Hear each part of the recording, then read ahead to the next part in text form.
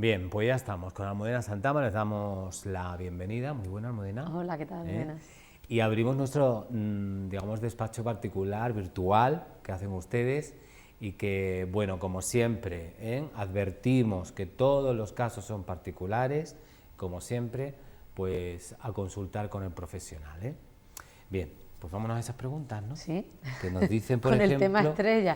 Tenemos un tema estrella que nos persigue. Sí. Luego me dicen en la calle, Hay mucho oye, que interés, estás revolucionando. No, no es nuestra intención fomentar ni mucho Sino menos. Lo que pasa es que nos lo preguntan y, bueno, pues con mucho gusto contestamos. Pero bueno, que pueden preguntar de lo que quieran, no solamente de materia de familia. De familia, dice. ¿En qué consiste la liquidación del régimen económico matrimonial? Bueno, vamos a ver. Vamos a explicar lo que es un régimen económico matrimonial, así rápidamente, y hablamos de la liquidación. Bueno, no sé si la gente sabe, y si no lo sabe, pues se lo explicamos, que cuando dos personas se casan, en nuestra comunidad, en Andalucía, porque por ejemplo en Cataluña es diferente, en Andalucía y en otras partes de España, cuando te casas, si no dices nada en contra, si no haces previamente una capitulación matrimonial, que es un documento que se hace ante notario, o posteriormente no lo modificas, nos casamos bajo el régimen de gananciales, y la pareja, el matrimonio, constituye una sociedad.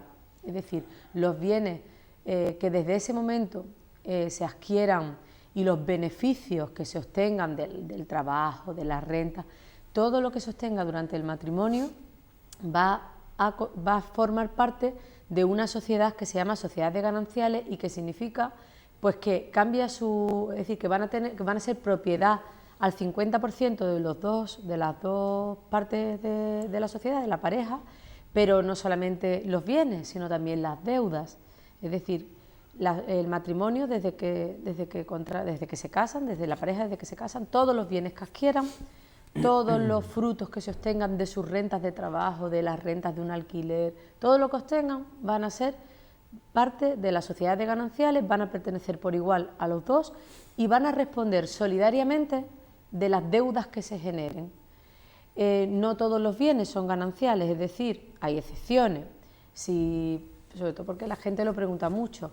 Si yo me he casado en régimen de gananciales y compro una casa con mi marido, esa casa es ganancial, pero si adquiero por herencia de mis padres una vivienda, como la adquiero de forma gratuita, esa vivienda que es heredada de mis padres es privativa, me pertenece a mí en régimen privativo, y a menos que yo la quiera aportar a la sociedad de gananciales. Ya sería reconocerla, que sería como tal, ¿no? Ir al notario y modificar el régimen de propiedad diciendo, mire usted, esta casa la adquiero yo por herencia de mis padres, pero yo quiero que pase a formar parte de la sociedad de gananciales al 50% con mi pareja. No es lo normal. Lo normal es que la sociedad de gananciales se constituya con los bienes que se van adquiriendo a lo largo del matrimonio, con las rentas que se van obteniendo a lo largo del matrimonio, y que esos bienes que se adquieren por herencia, pues que sean privativos de cada una de las partes. ¿Qué pasa?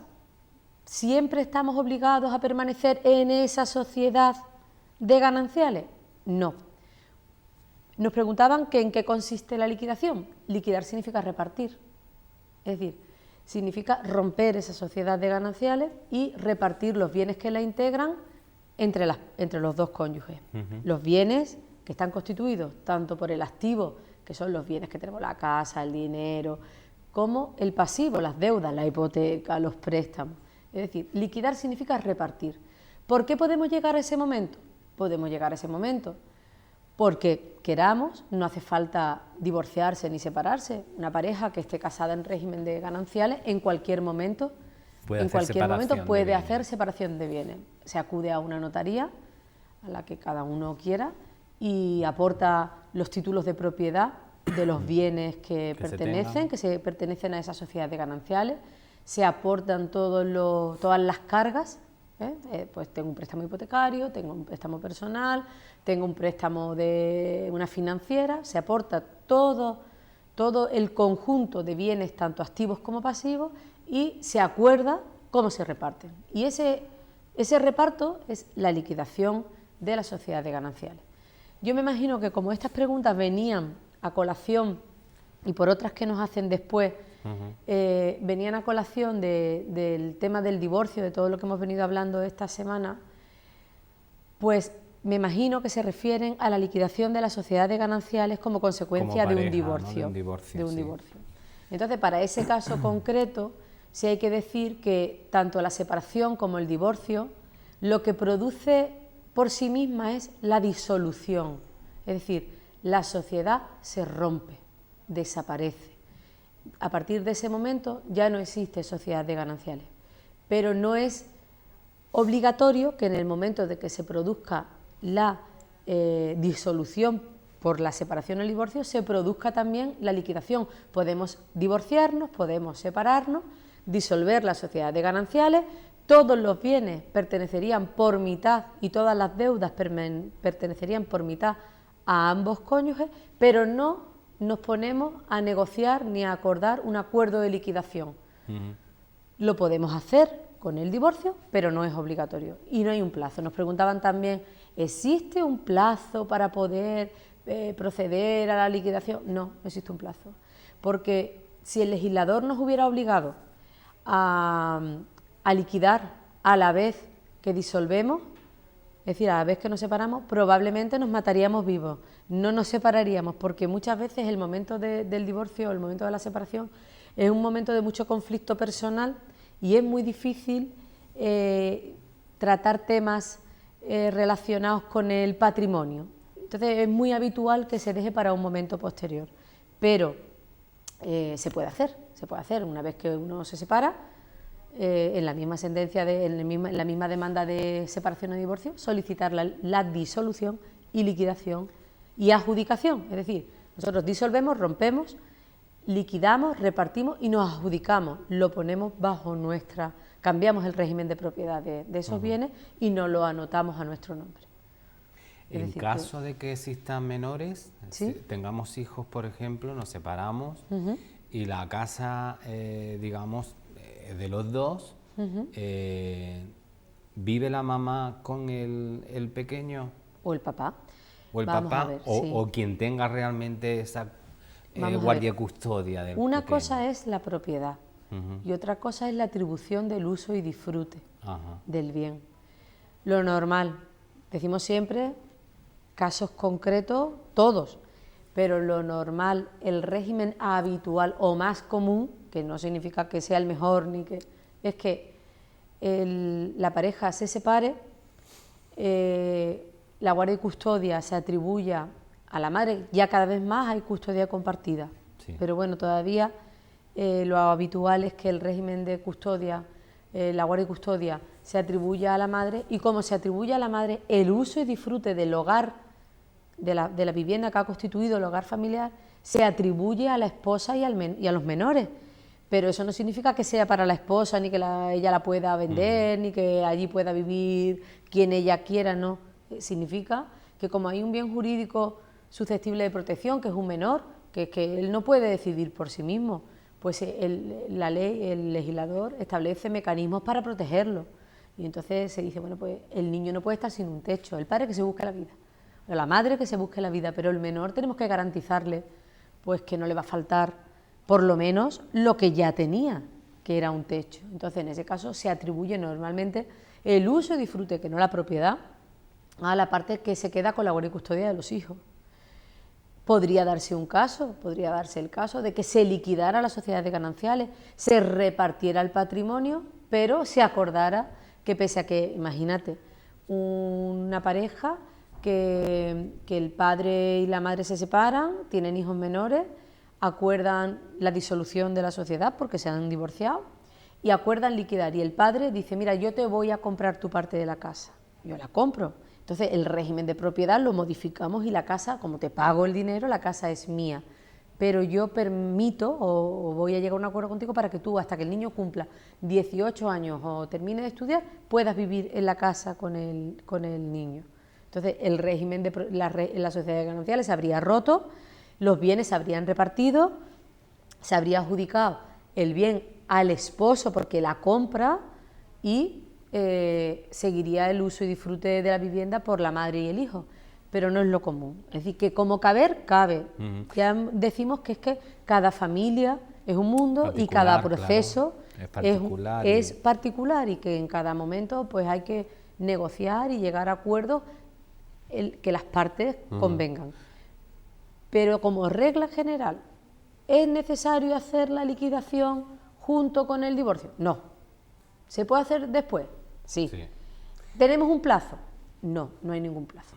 Almudena, en el caso que estábamos hablando, si la vivienda es, por ejemplo, del padre en este caso, ¿pasaría lo mismo? ¿Quedaría la mujer con el menor? Porque ya es un bien particular, ¿no? O sea, Si el bien es un bien particular, es un bien privativo del esposo, pero ha sido el domicilio familiar, ha constituido el hogar familiar.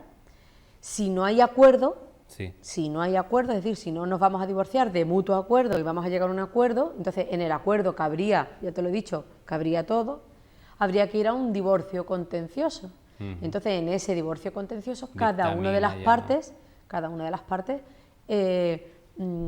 pediría lo que a su derecho conviniera. Es decir, la madre podría pedir, mire usted, la casa no es mía, pero ha constituido el hogar familiar, yo no tengo posibilidades de vivir en otra parte, mi hijo o mis hijos son menores de edad, este es su ambiente, su círculo, su tal, y solicito que aunque la casa sea de la otra persona, pero que se me atribuya el uso y disfrute. Y el padre podría decir, pues mire usted, yo no estoy de acuerdo porque el bien es mío y ella puede alquilar o puede... Y entonces sería un juez quien, atendiendo a las circunstancias concretas y probadas, las que se prueben del caso, y viendo pues las circunstancias de los menores, las circunstancias salariales de las partes, porque no es lo mismo que el padre tenga posibilidad de alquilar, que la madre trabaje también, es decir, que hay que ver el caso concreto. Pues el juez estudiaría el caso concreto, las circunstancias concretas de ese caso, y dictaría una sentencia en la que acordaría lo que en derecho conviniera, fuera mejor para todas las partes, y podría darse el caso de que se atribuyera el uso y disfrute de una forma temporal pues a la madre.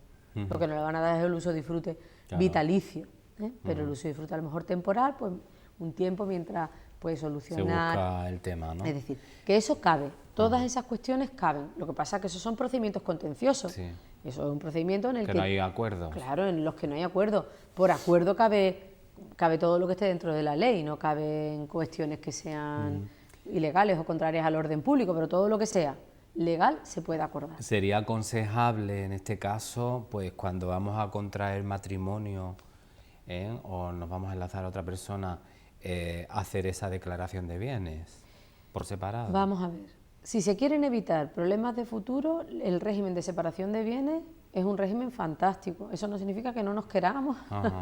Mucha gente dice, oye, pues antes de casarte ya repartiendo, ¿no? Como hacer una, digamos, es dejar testamento, es como ¿no? dejar las cosas claras. Y cada vez también es más común. Es verdad que cada vez... Porque también se accede al matrimonio de una forma distinta.